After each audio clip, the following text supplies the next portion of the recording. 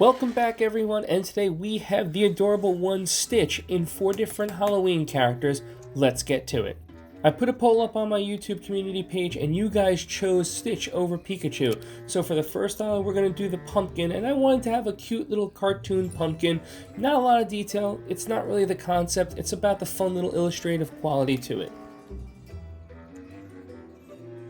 I will say, as this drawing did go on, I noticed something a bit odd about this pumpkin. It kind of reminded me of the Kool-Aid Man. Oh yeah! For the next part, we're going to choose the zombie, and unlike the illustrative piece that I tried in the first part, this section is going to have a little bit more of a painterly quality to it with a little bit more detail.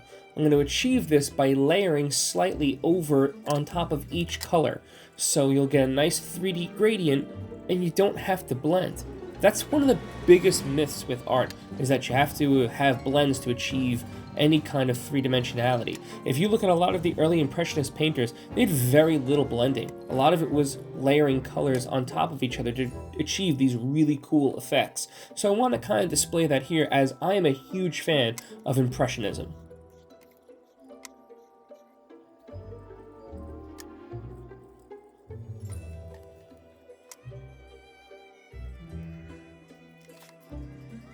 Since we're so close to Halloween, here's a really good tip for anyone who's trying to achieve any kind of undead or any kind of zombie creature. Keep your colors muted, and also keep your colors darker, and you do not want to use the exact same colorations. Usually undead and zombie creatures, they have a lot of blacks, they have a lot of browns, they have tons and tons of grays. There's lots of grayscaling because the life has left them. The pinkish hues that make up skin color become kind of green and distorted and yellowed. So this is something you should kind of keep in mind whenever you're trying to create any zombie or any kind of undead creature.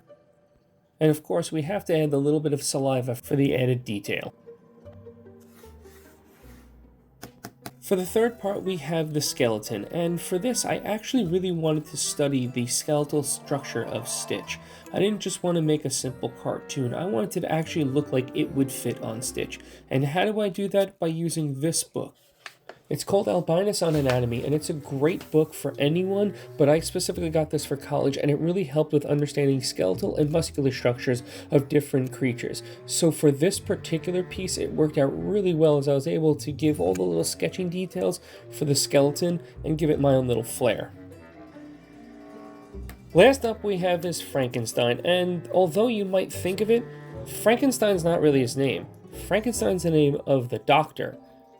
It's just Frankenstein's monster. I don't know why everyone always sees to do this, but it's just kind of a trope that we've adopted, but it's something that horror movie fans inwardly cringe at when we hear Frankenstein and you see the big green monster. It's not. It's Frankenstein's monster.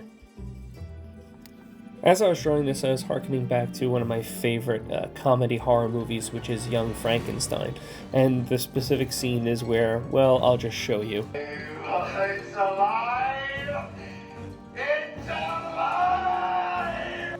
It's a comedy horror movie that's a spoof on the classic 1920 black and white films, but I still love it because it's hysterically well written by Mel Brooks, and if you haven't seen a Mel Brooks film, you have to. They're absolutely hysterical. So for Frankenstein's monster, I really want to mix a little bit of the horror blending and the cartoon blending to kind of give the piece an overall set of cohesion to it.